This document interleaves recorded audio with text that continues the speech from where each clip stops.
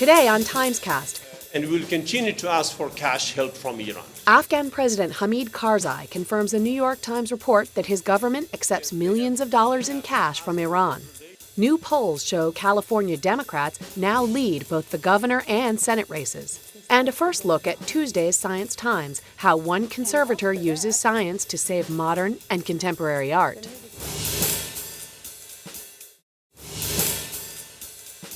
Dexter Filkins reported Saturday that the Afghan president's chief of staff accepted bags of cash from Iran. This is Dexter Filkins with the New York Times from Kabul.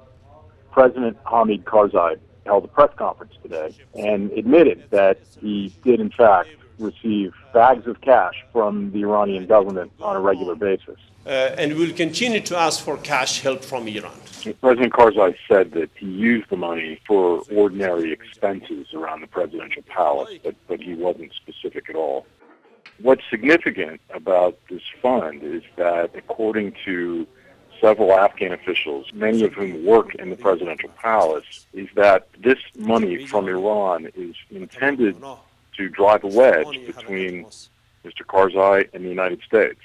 The United States and the 50-odd other countries that are here provide billions and billions, and that's B as in boy, to this country. They're obviously fighting and dying on behalf of his government. And he's turning around and sort of blithely taking, millions of dollars from the Iranian government, which, supports the Taliban, arms the Taliban, trains them. But the point is whose side is Karzai on?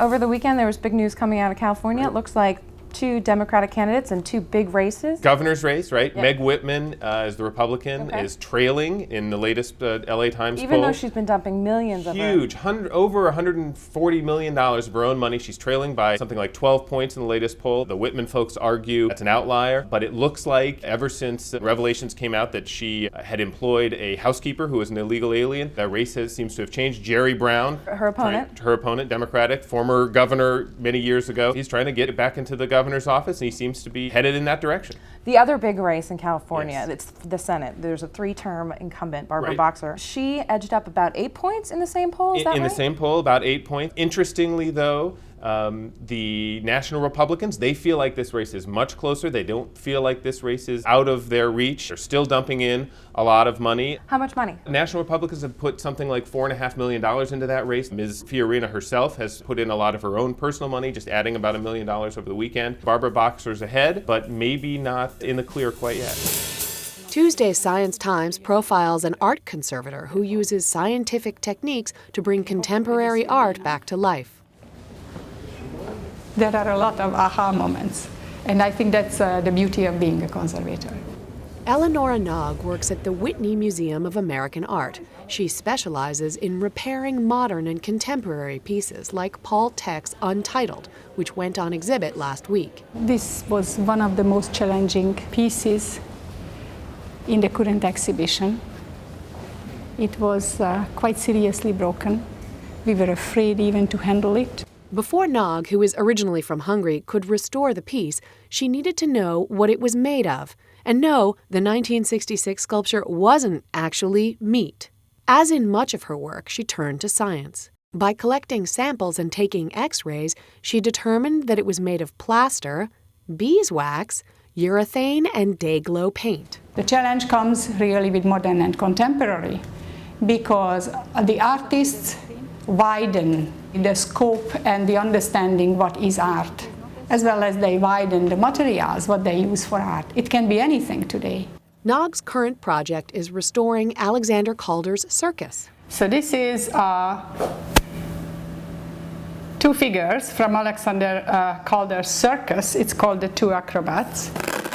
Made during the early 20th century, the entire piece consists of more than 200 wire figures used to create a 2-hour circus performance.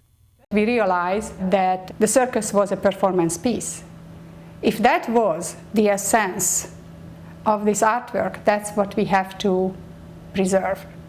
But to preserve the art, Nog needs to understand how Calder performed it. She relies on old photos and films. But none give a complete picture. so she builds replicas to understand how they work. He starts to go down, and after that, the music starts again, but a different music. Nog says whether she's working on beeswax or brass wire, she feels like a forensic scientist. Nobody else gets so close and so personal with an artist, regardless if the artist is dead or alive. Join us again tomorrow for Timescast.